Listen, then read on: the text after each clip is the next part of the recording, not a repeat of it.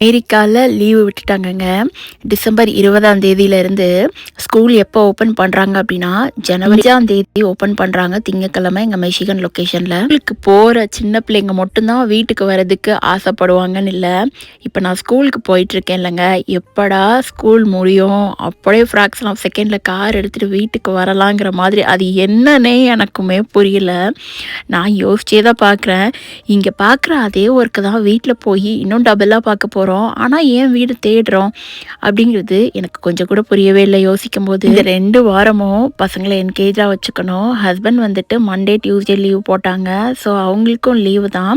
அதனால கொஞ்சம் ஹாப்பியா இருக்குங்க. லீவ் விட்டா இங்க போணும், அங்க போணும் அப்படிலாம் ஆசை கிடையாது. கொஞ்சம் ரிலாக்ஸா வீட்ல வந்து நல்லா படுத்து தூங்கணும். காலையில லேட்டா எந்திரிக்கணும். அவ்வளோதாங்க.